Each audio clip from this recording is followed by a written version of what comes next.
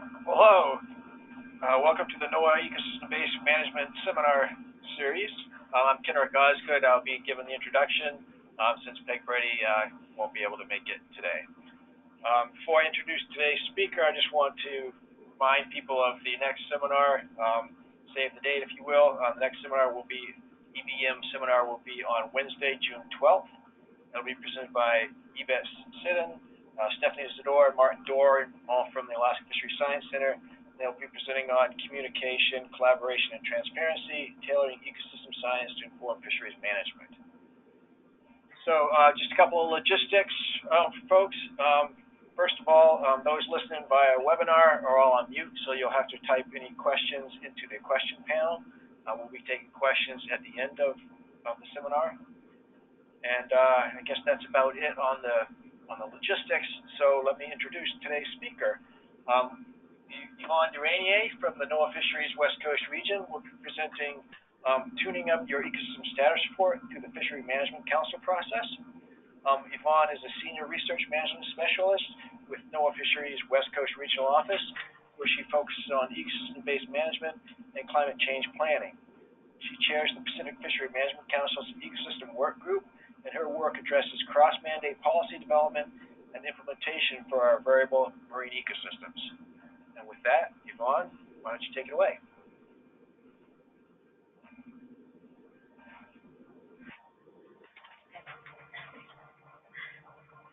Yvonne, are you ready?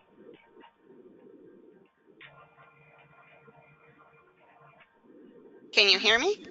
Yes, now we okay. can. All right, super. Thank you for your patience. Hello, everyone. Good afternoon and good morning. Thank you for coming. And I'm just going to start rolling right in.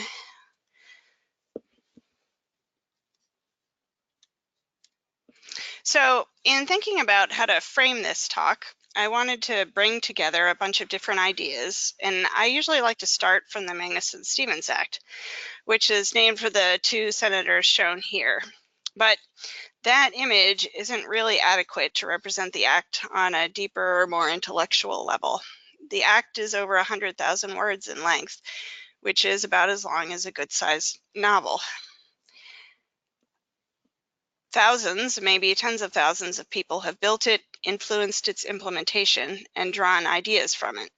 We're all building the Act as we use it, adding those horizontal weft threads one row at a time. But the vertical warp threads that were laid down first and that wait on the loom, those are the long ideas in the Act. And I'd like to focus this talk a bit on those long ideas to discuss how we've been bringing them together for ecosystem-based management.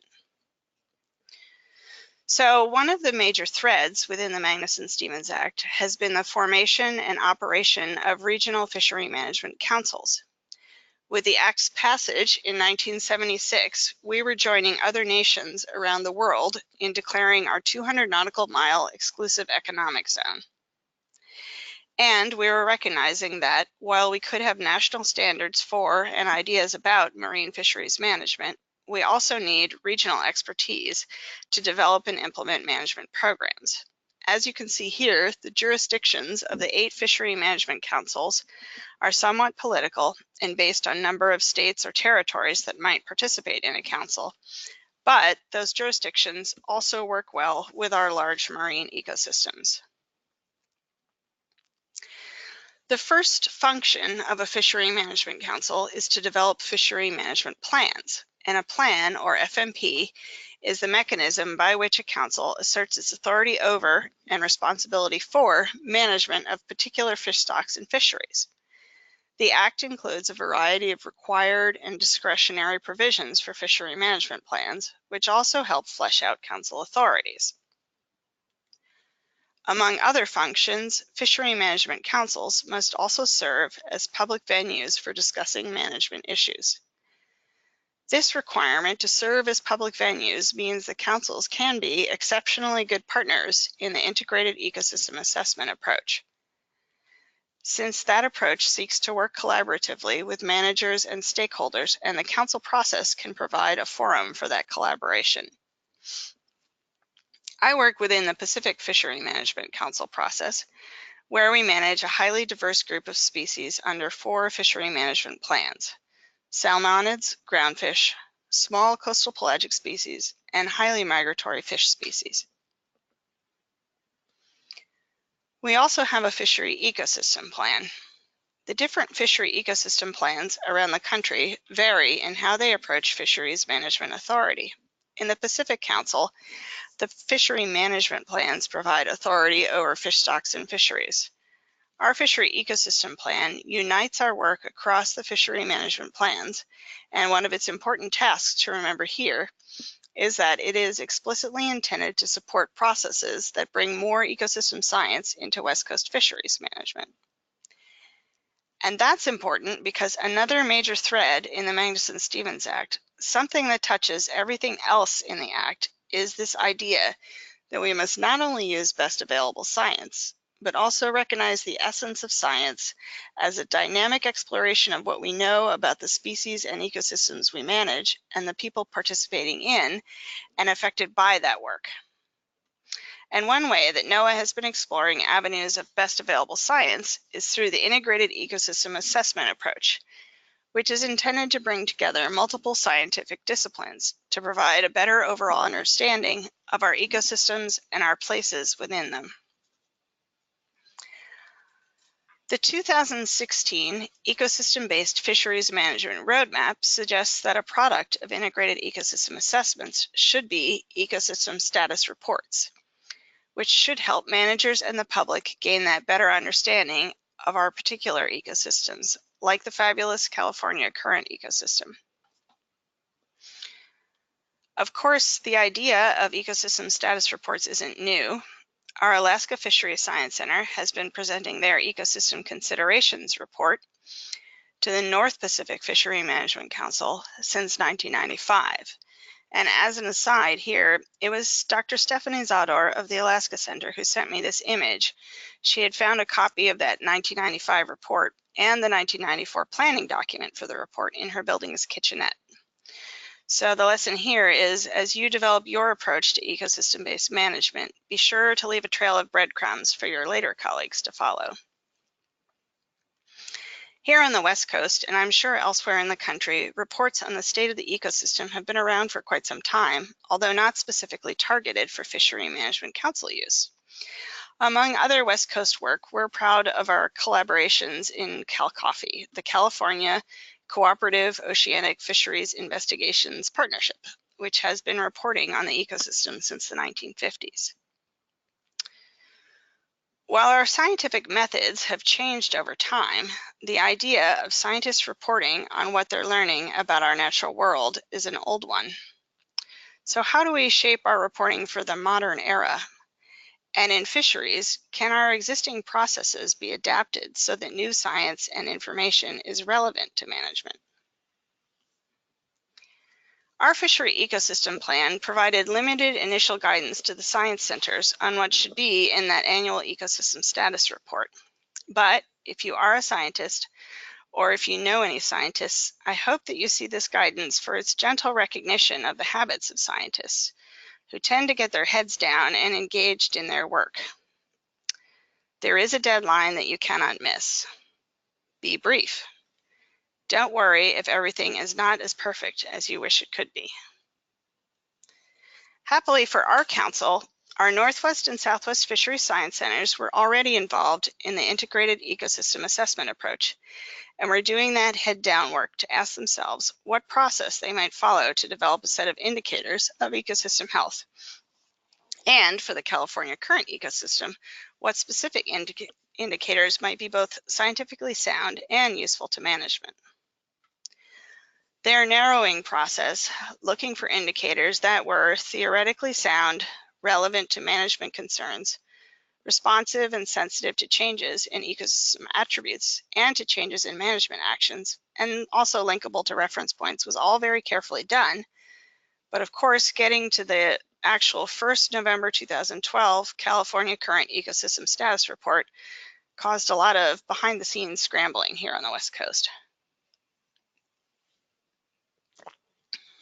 In addition to providing annual opportunities in the council process for delivery of and discussion about the ecosystem status report.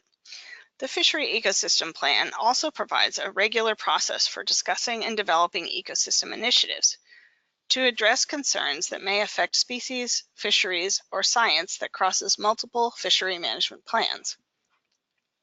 Every March, the Council's first meeting of the year, the Council discusses progress to date on ecosystem initiatives and, in odd-numbered years like 2019, decides whether to take up any new initiatives.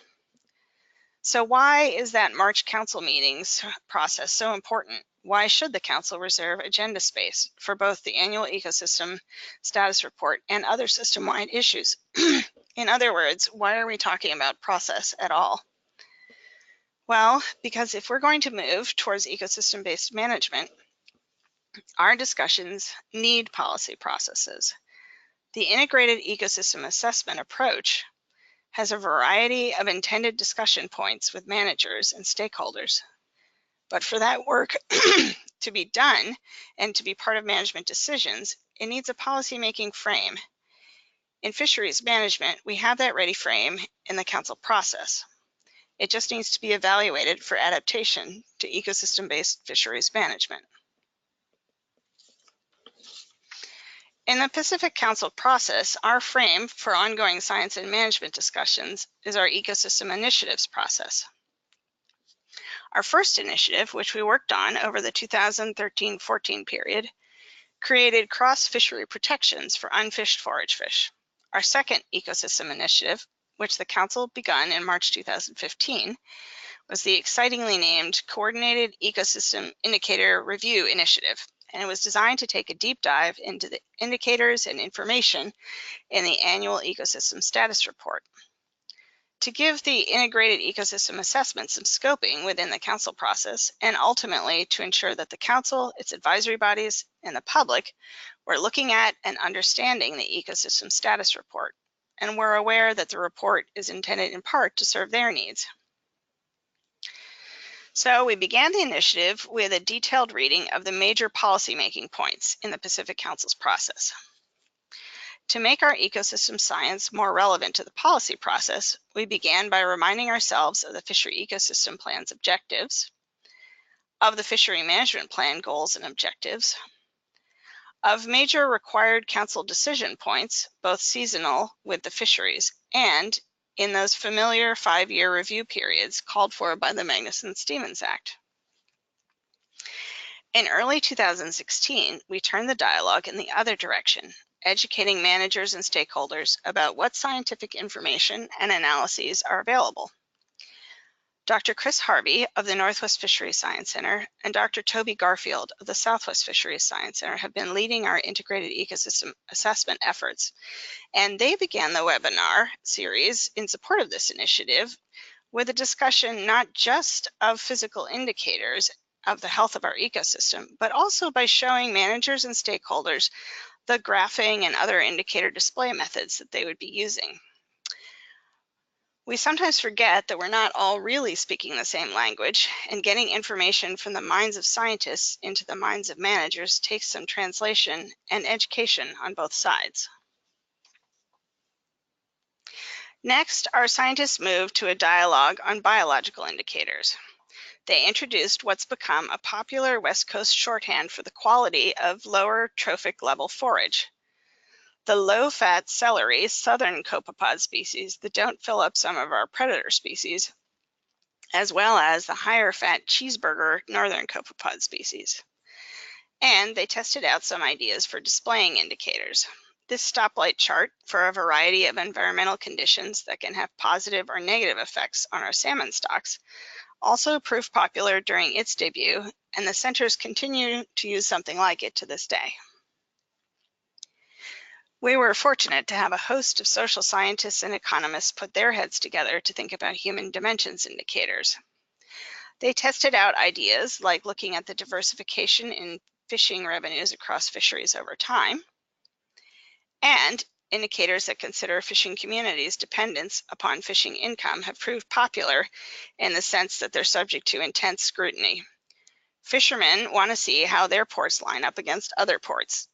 If they're from small remote towns, they want to see confirmation that their fishing income really does show up as important to those towns.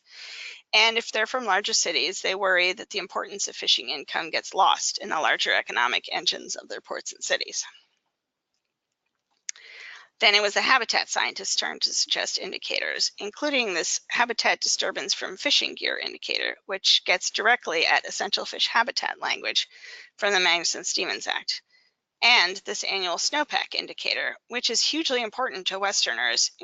It influences everything from stream temperature that may or may not be beneficial to fish to water available for agriculture. Snowpack is often one of the most talked about indicators at the council meeting.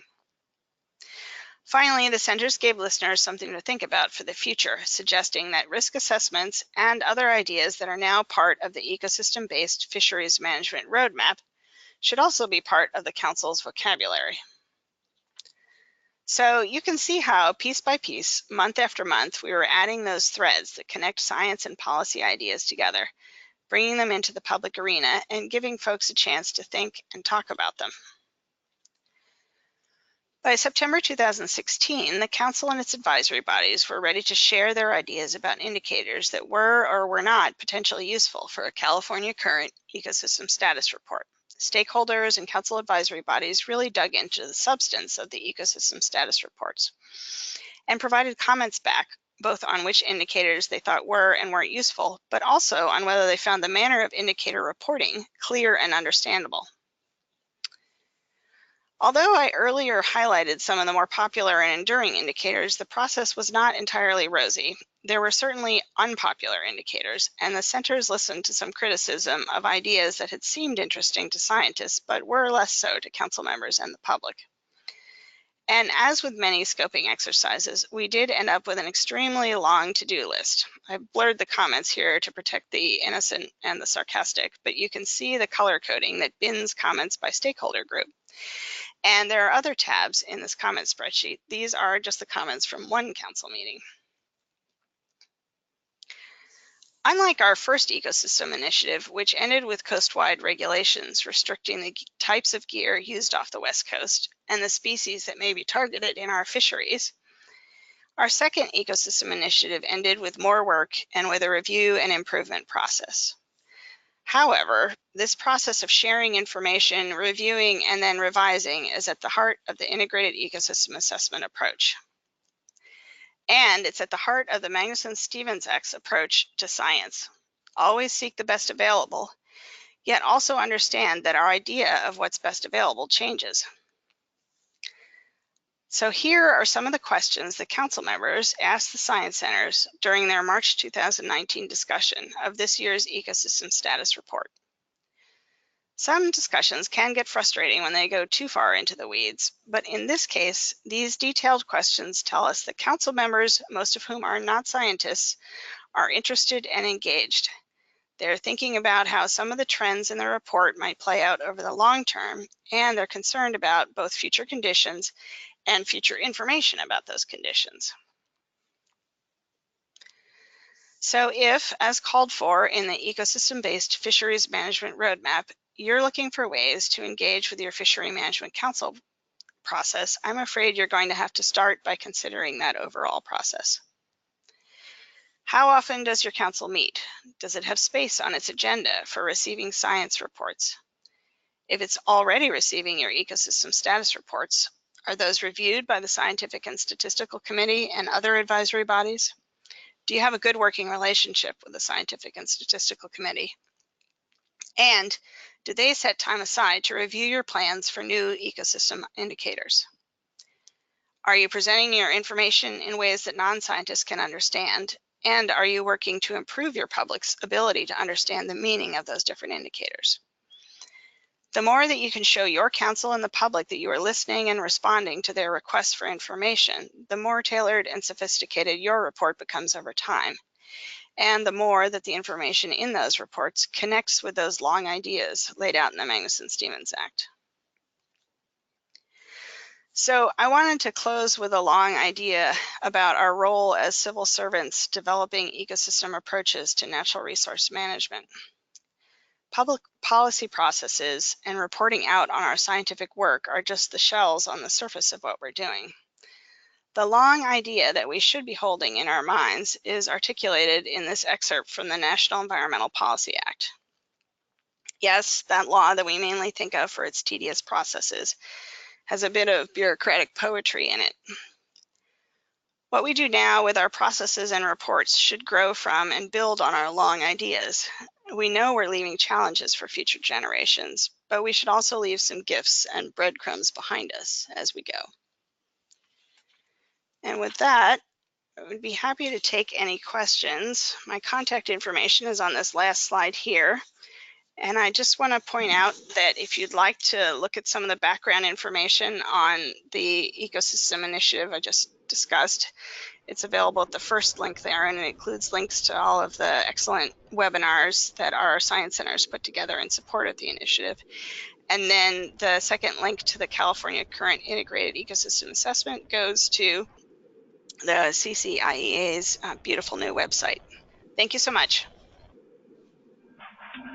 Thank you, Yvonne. So, questions.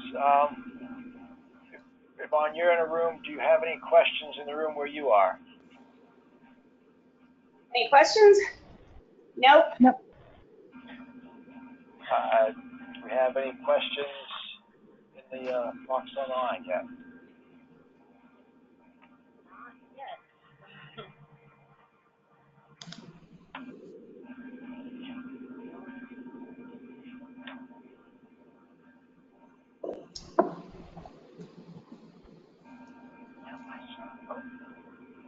You have one question.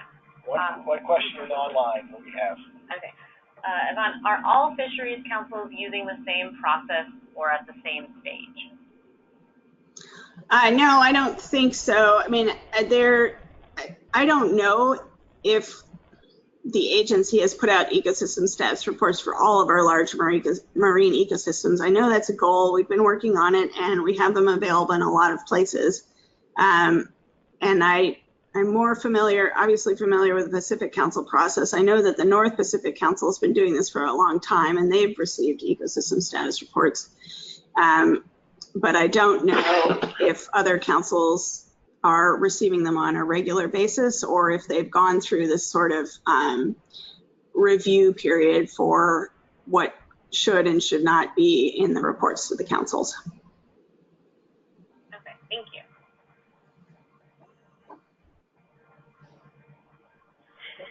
Yeah, one question in the room here. I'll ask a challenging one. You want to come right up and speak into the phone here? That way she won't have to repeat it. Hey, Yvonne, it's Frank Schwing. Oh, hi. So, given that the councils have a clearly defined yet limited role and responsibility for managing marine ecosystems, that is, the fisheries of them, how do we leap from there to full-blown ecosystem-based management, where we need to engage other agencies and statutory authority? And specifically, maybe, how do you see the councils playing a role in that engagement with those other responsible agencies?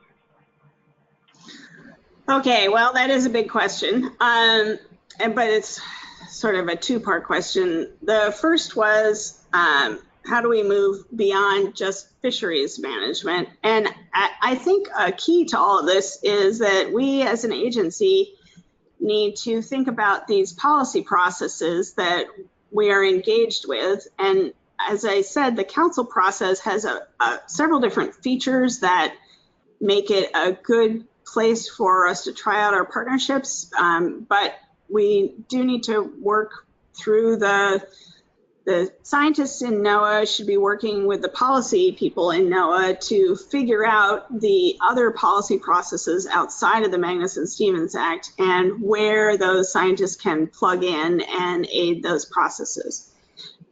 So that's the way that we can sort of work. We can work into other processes and beyond. And then you had a second part of the question, which I don't remember.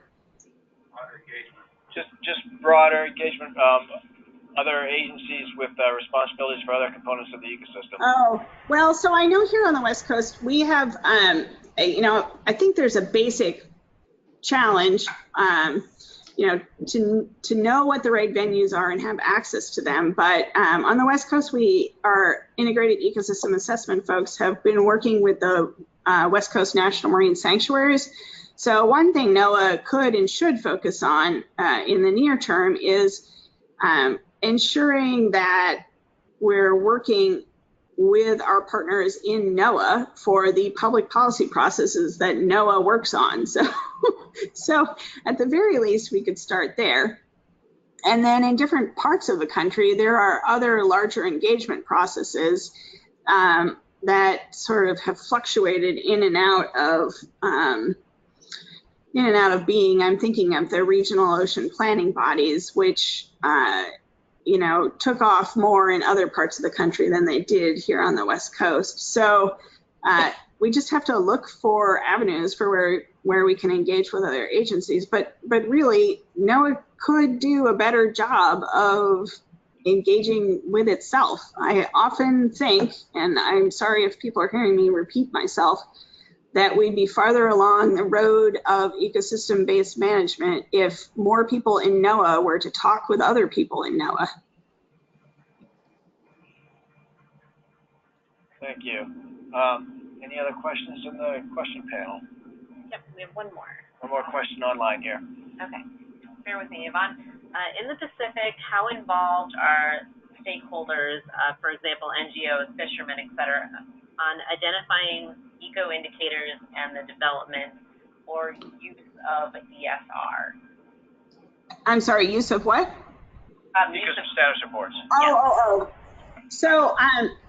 So they became more engaged through this initiative process because you know, all of our advisory bodies and our stakeholder groups and whatnot, they have busy agendas. And so it almost took the council assigning them to look at this report and provide comments on it. It was more of a, you know, you shall do this and you shall look and provide comments. And and happily they responded to that.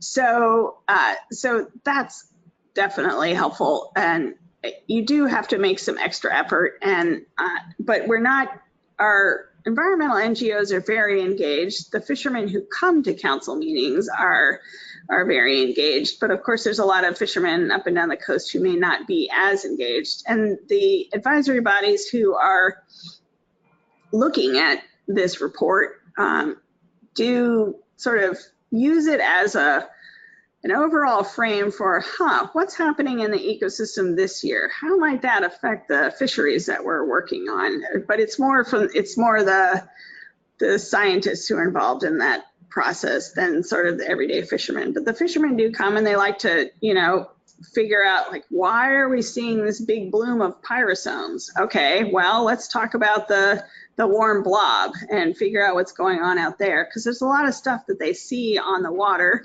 that, you know, may or may not be different from prior years. And it's a good way to just talk about what's going on out there. Thank you. There was a second part to that question.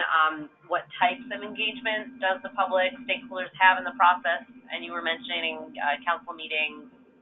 Could you name it some other ways? The folks in the California Current Integrated Ecosystem Assessment have done outreach workshops, but targeted with specific projects in mind. So, and again, within the Fishery Management Council process, the IEA presenters tend to they present in a sort of marathon to all of the different advisory bodies. And we've got, sort of public policy and public interest groups and sort of the more science and manager groups for each of our 4 fishery management plans. So they present to those 8 groups. And then they present to like the habitat group and the scientific and statistical committee. So that there's just loads of folks they're presenting to and who are absorbing the information over time. So, but yes, it's mostly through the Fishery Management Council process. Okay, thank you. Another question online, does the Pacific Council have a designated advisory panel for the ecosystem status reports and SEP, Fishery ecosystem plans. Fishery Ecosystem Plan implementation? So it's not a, yes, there are advisory bodies. There's the ecosystem work group, which I'm on, and so that's more of the government and management folks. And then there's the ecosystem advisory subpanel, which is members of the public from different sort of interest areas, fishermen and processors and environmental groups. At any rate, so we both sort of support the council's ecosystem agenda items, but the ecosystem status report is a product of the Northwest and Southwest Fishery Science Centers.